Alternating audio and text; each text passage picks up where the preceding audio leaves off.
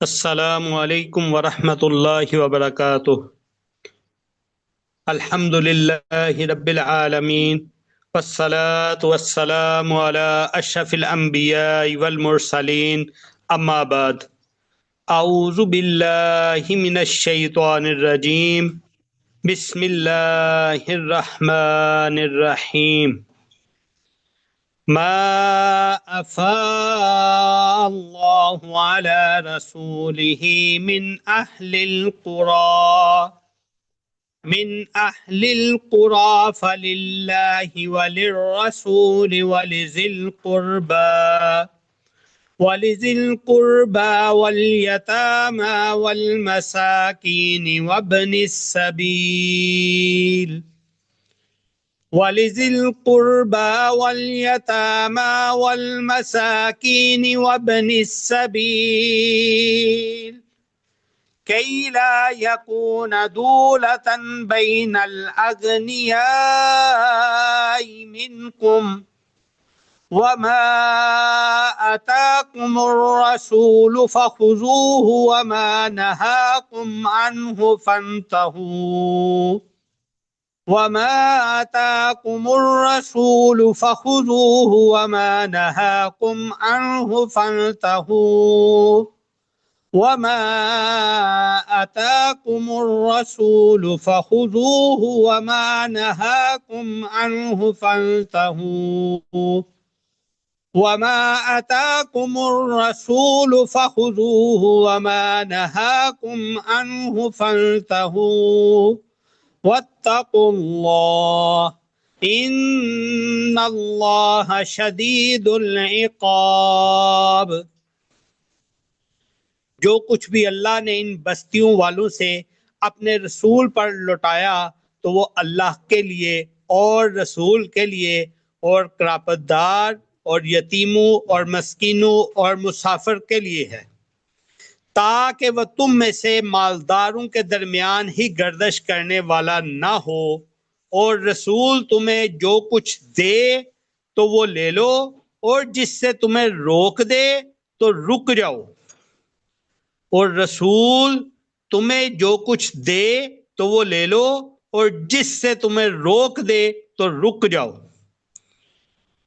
और रसूल तुम्हें जो कुछ दे तो वो ले लो, और जिससे तुम्हें रोक दे तो रुक जाओ। और अल्लाह से डरो, यकीनन अल्लाह बहुत सख्त सजा देने वाला है। रब्बि इश्रह ली सदरी व यस्सिर ली अमरी वहलुल उक़दतम मिन लिसानी यफ़क़हू क़ौली। Rabbi ज़िदनी इल्मा, rabbi ज़िदनी इल्मा, rabbi ज़िदनी इल्मा। अल्हम्दुलिल्लाहि रब्बिल आलमीन। हमारे 12 चैप्टर थे इस्लामी अकायद के, जो कि हमने अपने निसाब के लिए मुख्तस कर रखे थे। अल्हम्दुलिल्लाह उसमें से 2 चैप्टर हमने अच्छे से समझ लिए, पढ़ लिए, सीख लिए, और उम्मीद है कि तमाम लोग गाहे बेगाहे उसकी दोहराई करते रहेंगे और उसको ज़ेहन नशीन करेंगे। आज हमारी क्लास का जो हमने अपना निसाब तय किया था 12 चैप्टरों का, उसके तीसरे चैप्टर का आगाज हुआ चाहता है। उम्मीद वासिक है कि 1 से 2 क्लासों के अंदर ये वाला चैप्टर भी इंशाल्लाह हमें समझ आ जाएगा और हम इसको सीख सकेंगे। इस तीसरे चैप्टर का जो नाम है वो है जी कुरान और सुन्नत की हुज्जियत। कुरान और सुन्नत की हुज्जियत। जिस तरह हदीस जिब्राइल के अंदर आप लोगों ने बुनियादी ईमानियात पढ़ी थी ना, ईमान का हिस्सा बुनियादी ईमानियात, जिसमें आप लोगों ने पढ़ा था, उसी से ड्राइव की हुई एक ईमान मुफस्सल भी हमारे मुआशरे में राइज है। आमन्तु बिल्लाहि व मलाइकतिही व कुतुबिही व रुसुलिही। अब उस ईमानियात में से एक ईमान का हिस्सा ये भी है कि आसमानी कुतुब के ऊपर ईमान लाया जाए।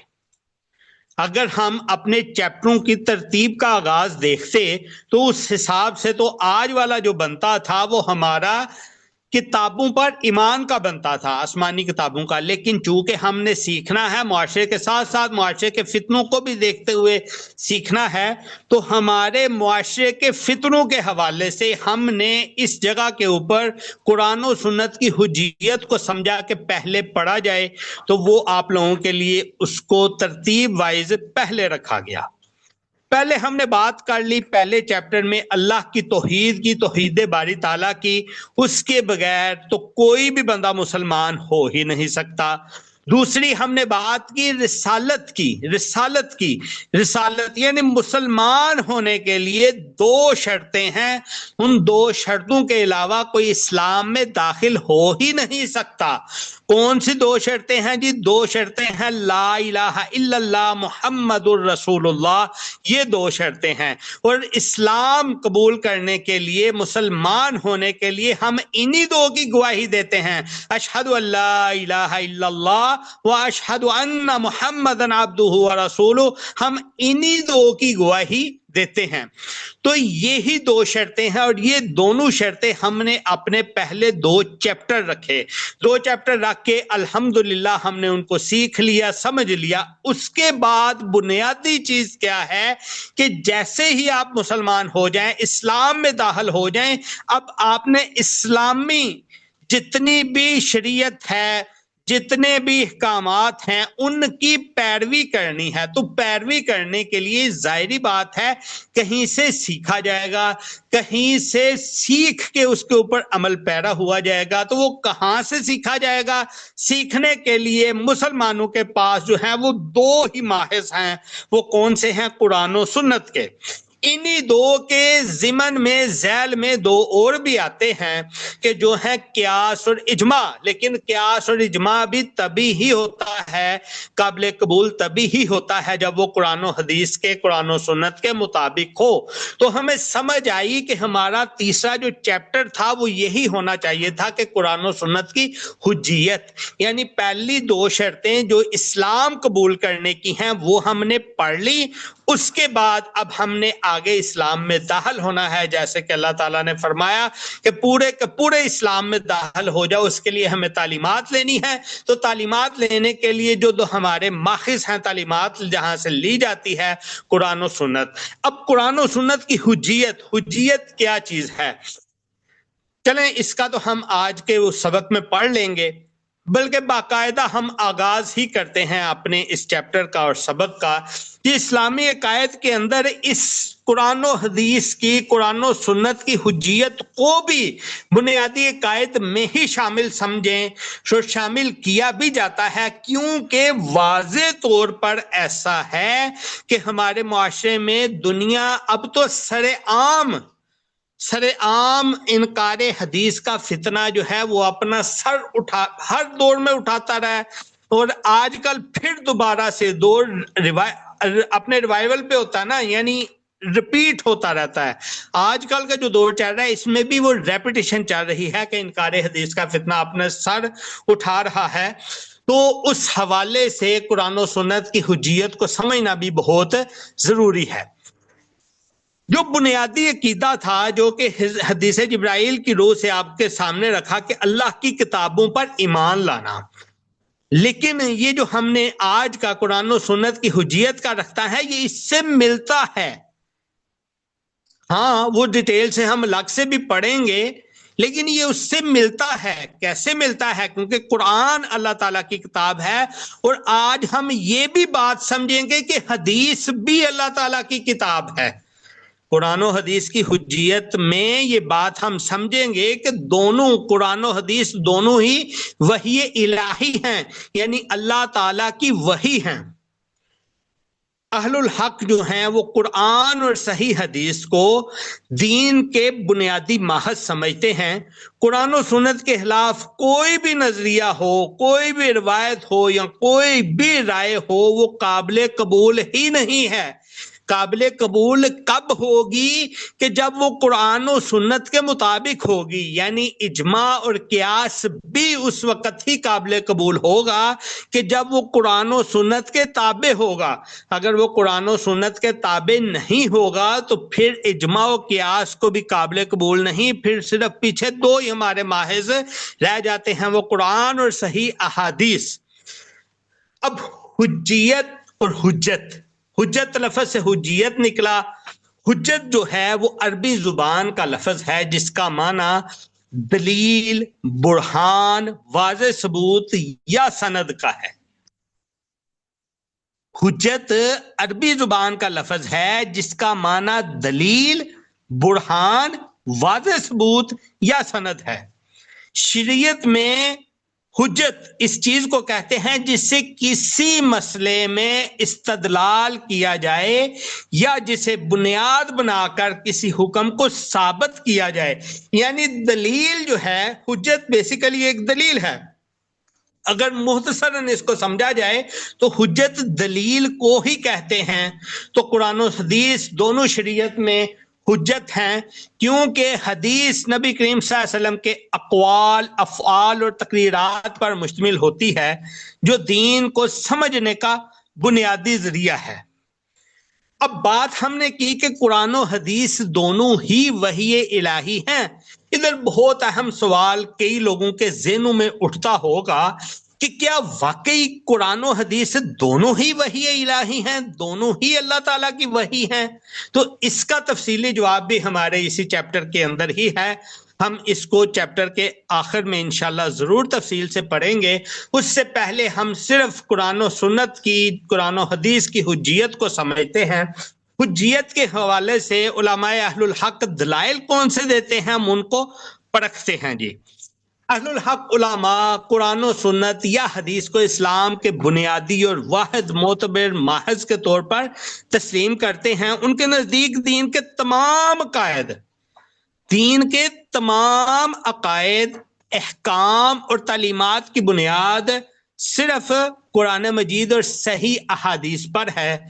वो कुरान और हदीस की हुज्जियत को साबित करने के लिए जो दलाइल पेश करते हैं, हम उनका जो है वो थोड़ा सा, सबसे पहले हम दलाइल लेते हैं जी कुरान की हुज्जियत पे, कि यानी कुरान हमारे लिए दलील है। इसके ऊपर हम जो है वो दलाइल लेते हैं। इसके ऊपर कुरानी दलाइल सबसे पहले हम लेते हैं जी, ज़ालिकल किताबु ला रैब फी हुदल लिल मुत्तकीन, यानी सूरत बकरा की आयत नंबर 2 के अंदर अल्लाह ताला इरशाद फरमाता है कि ये कुरान, यानी ये किताब, ये कुरान जिसमें कोई शक नहीं है और हदायत है किसके लिए? परहेजगारों के लिए।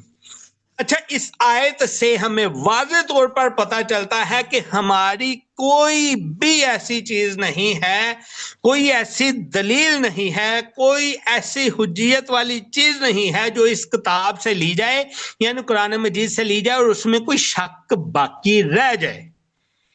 कुरान मजीद सूरत बकरा का आगाज हो रहा है अलिफ लाम मीम, दूसरी आयत ज़ालिकल किताब ला रैब, यानी इस किताब में किसी किस्म का कोई शक नहीं है।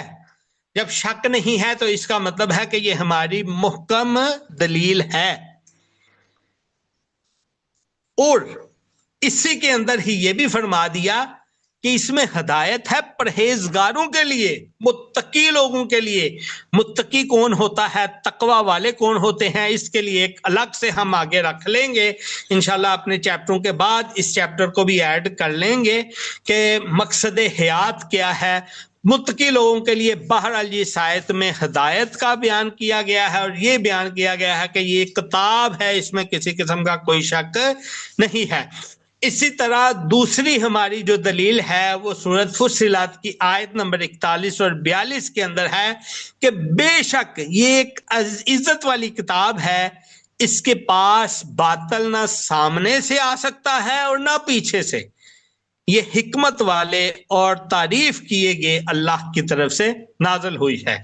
इस आयत से भी वाज़ेह तौर पर पता चलता है कि कुरान मजीद ही वो किताब है कि जिसकी अल्लाह ताला ने बगैर किसी शक वाली जो थी ना दलील, उसकी हिफाजत भी किया अल्लाह ने।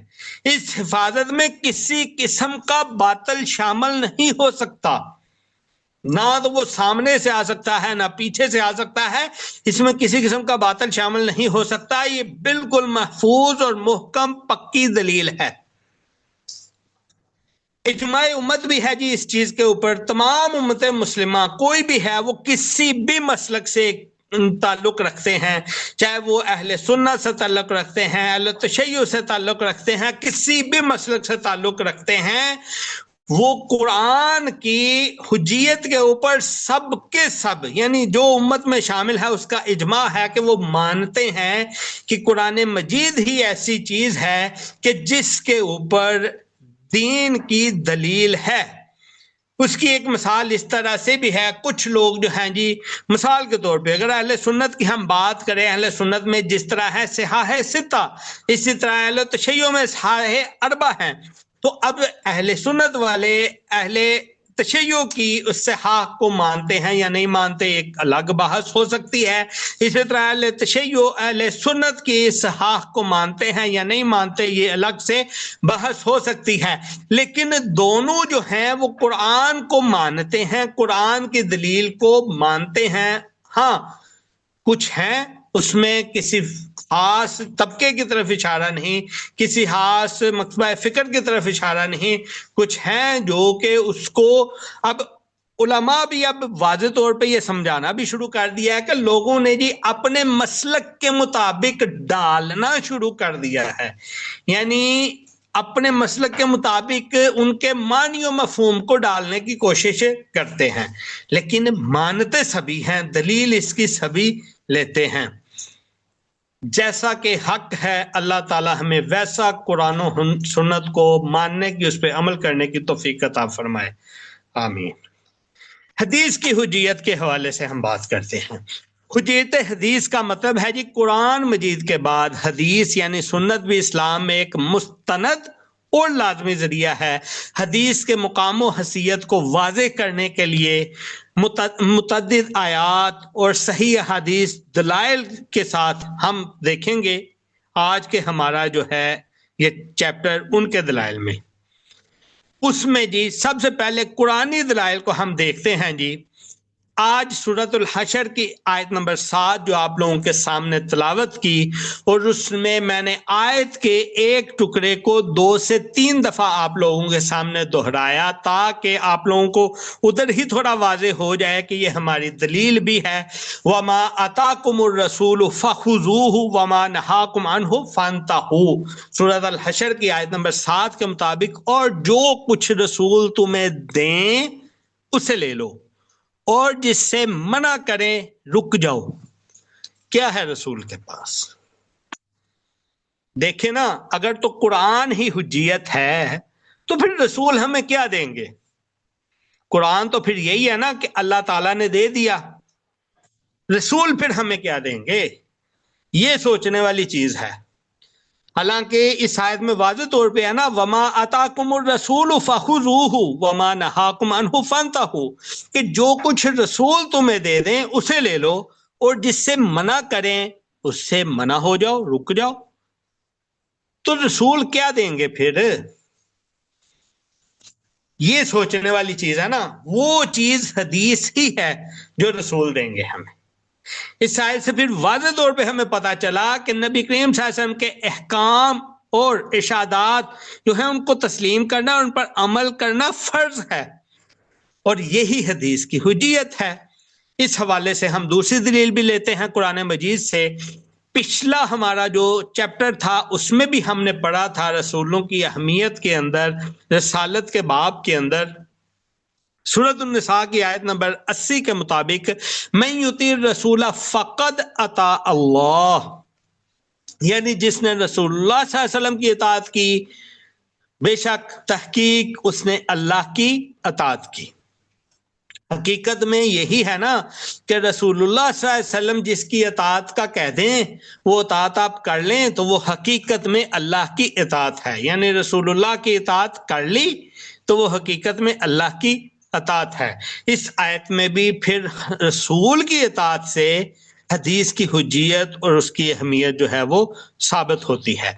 तो ये दोनों दलाइल आप देखें वाज़े तौर के ऊपर है ना कि हुक्म दिया जा रहा है अल्लाह ताला की तरफ से हमें कि वमा अताकुम रसूल फखुजूहु, जो भी रसूल दें उसको पकड़ लो, वमा नहाकुम अन्हु फंतहु, जिससे रसूल मना कर दें उससे मना हो जाओ। दूसरा यही है, फिर वाज़े कर दिया कि अगर रसूल की इताअत करोगे तो वही हकीकत में फ़क़द अता अल्लाह है, वही हकीकत में अल्लाह की अताअत है। अहदीस से हम दलाइल लेते हैं जी। सुनन अबू दाऊद की हदीस नंबर 4604 के मुताबिक रसूलुल्लाह सल्लल्लाहु अलैहि वसल्लम ने फरमाया, अला इन्नी ऊतीतुल किताबा व मिसलहु माहू,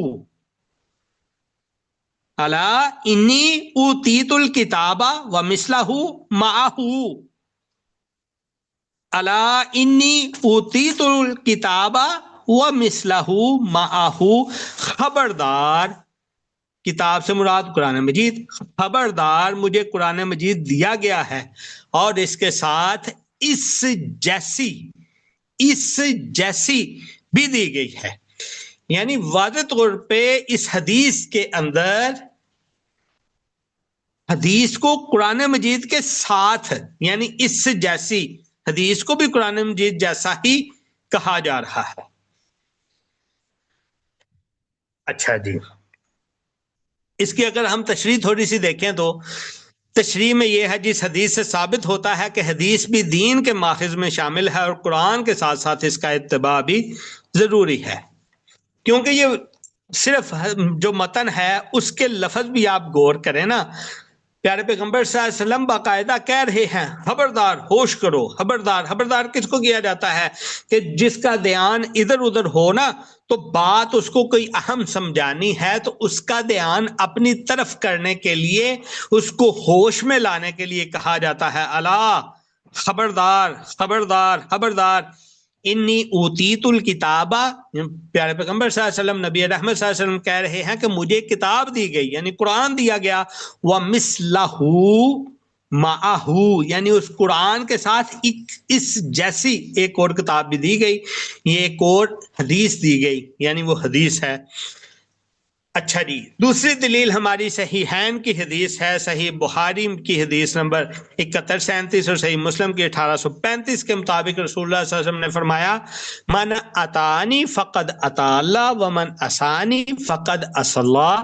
कल से मुराद पिछली क्लास में हमने इस हदीस को भी पढ़ा था और इसको भी देखा था कि जिसने मेरी इताअत की उसने अल्लाह की इताअत की, जिसने मेरी नाफरमानी की उसने अल्लाह की नाफरमानी की। यही दलील हम कुरान मजीद के अंदर भी सूरत निसा की आयत नंबर 80 के मुताबिक पढ़ रहे हैं, मैं युती रसूल फ़क़द अता अल्लाह, जिसने रसूल की इताअत की हकीकत में उसने अल्लाह की इताअत की। इसी में रसूलुल्लाह सल्लल्लाहु अलैहि वसल्लम की ज़ुबानी भी हम देख रहे हैं, रसूल सल्लल्लाहु अलैहि वसल्लम भी यही कह रहे हैं कि जिसने मेरी इताअत की हकीकत में उसने अल्लाह की इताअत की और जिसने मेरी नाफरमानी की हकीकत में उसने अल्लाह की नाफरमानी की। तीसरी दलील हदीस से हम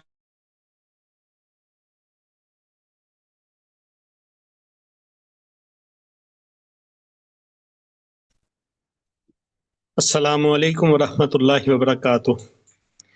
आवाज आ रही है तो कोई एक बता दें।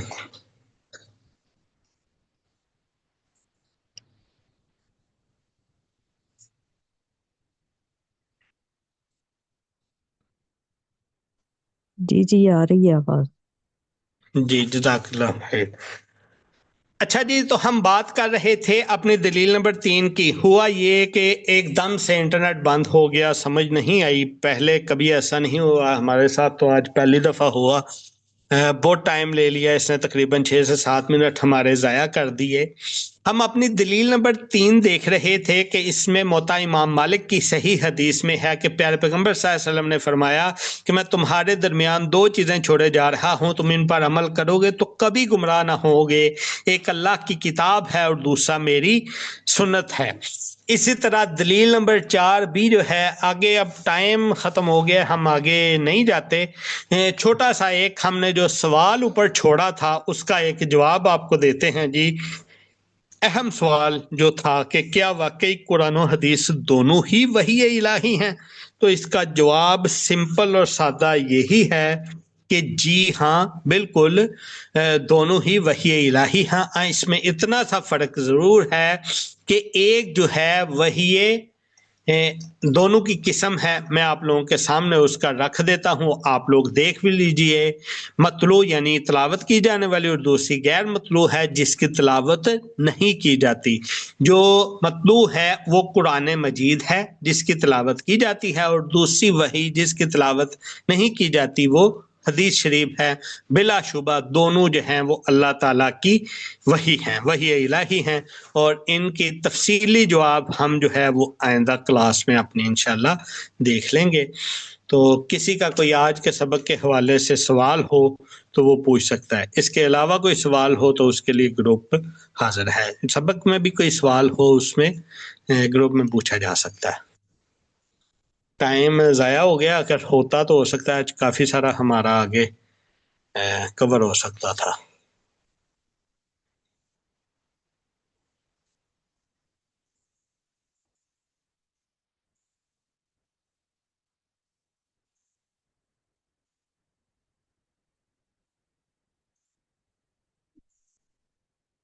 जी नहीं सवाल किसी का, तो फिर ये दो हमारी जो है दलीलें हम ये भी इनको देख लेते हैं। 5 मिनट हैं हमारा ये सेशन, 5 मिनट के बाद खुद ही बंद हो जाएगा। सुनन नबी दाऊद की हदीस हमने 4604 पीछे पढ़ी, ये अभी जो है वो 4605 है। इसके मुताबिक जो है रसूलुल्लाह सल्लल्लाहु अलैहि वसल्लम ने फरमाया कि मैं तुम में से किसी को ये ना पाऊं कि वो अपनी नशिस्त पर तकिया लगाए बैठा हो और जब मेरी किसी बात का हुक्म पहुंचे तो कहे हम सिर्फ वो ही मानेंगे जो कुरान में है। बात समझ आई? प्यारे पैगंबर सल्लल्लाहु अलैहि वसल्लम क्या कहते हैं? मैं तुम में से किसी को ये ना पाऊं कि वो अपने नशिस्त पर तकिया लगाए बैठा हो, यानी हमारे पंजाबी में कहते हैं लत लत रख के बैठे है, यानी किसी चीज की फिक्र ही नहीं है। ठीक है, तो ये किसी को प्यारे पैगंबर सल्लल्लाहु अलैहि वसल्लम कहते हैं किसी को ना मैं पाऊं कि वो इस तरह बैठा रहे कि जब उसके पास मेरा कोई हुक्म पहुंचे तो वो आगे से कह दे ये तो मनने वाला ही नहीं, ये तो कुरान की गल ही नहीं है। ठीक है ना? तो ये सोचें देखें कितना बड़ा जो है वो इनकार, क्योंकि दो ही शर्तें हैं ना मुसलमान होने की, एक है ला इलाहा इल्लल्लाह, दूसरा है मुहम्मदुर रसूलुल्लाह। तो जब इसके बाद बात करेगा तो खुद ही उसको अपने गिरबान में झांकना चाहिए, मैं मुसलमान हूं या नहीं। देखे ना, इसकी तशरीह में भी उलमा ने, हम मुख्तसर से तशरीह उठाते होते हैं सामने रखते हैं, उलमा ने क्या लिखा है कि इस हदीस से वाज़ेह होता है नबी सल्लल्लाहु अलैहि वसल्लम की बात का इनकार कुफर है। यानी ये ऐसी चीज है कि जो फिर क्या वो पहली दो शराय जो हैं ईमानियात की उन पे भी पूरी उतरती हैं।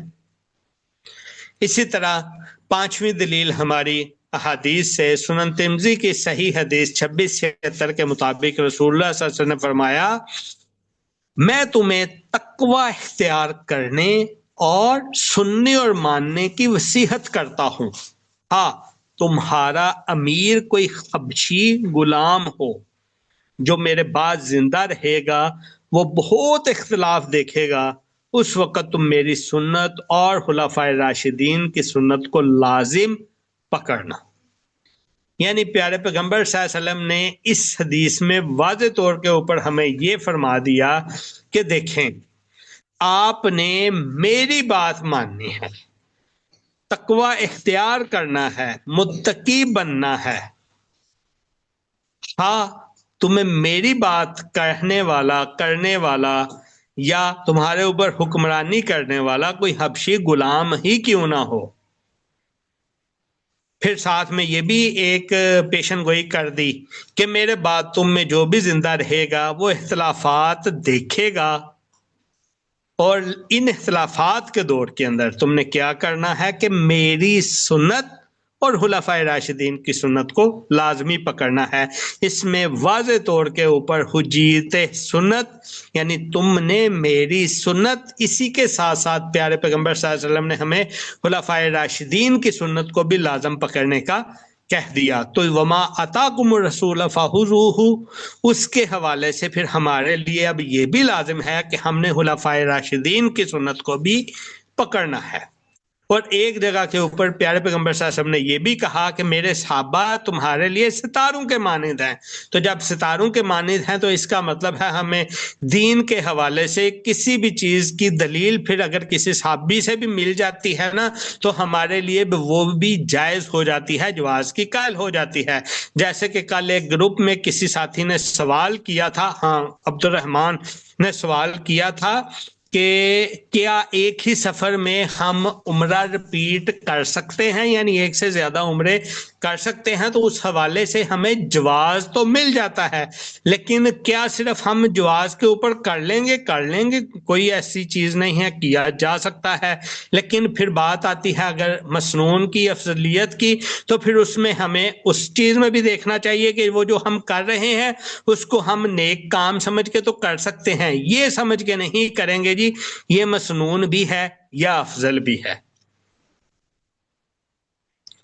इसी तरह जी इजमाए उम्मत, इसमें सब नहीं, बहरहाल मेजॉरिटी सहाबा इकराम रिज़वानुल्लाहि अलैहिम अजमाइन और इसी तरह सलफ सालिहीन हदीस को दीन का अहम मसदर मानते थे और इसी की बुनियाद पर अहकाम और मसाइल हज करते थे। यानी इस इजमा से ये भी पता चलता है कि जो हुज्जत हदीस का इनकारी हो जाता है ना, वो फिर उम्मत में नहीं है।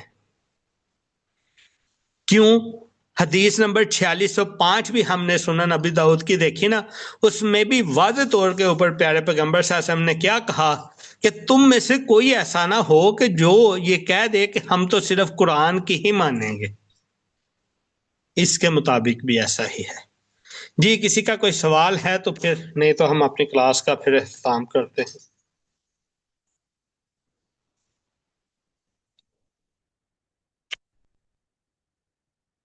जी नहीं, ठीक है जी, अगली क्लास में इंशाल्लाह आगे देखेंगे। आज इसी के ऊपर इक्तफा करते हुए सुब्हानक अल्लाहुम्मा व बिहम्दिका अशहदु अल्ला इलाहा इल्ला अंता अस्तगफिरुका व अतूबु इलैक। अस्सलामु अलैकुम व रहमतुल्लाहि व बरकातुहू।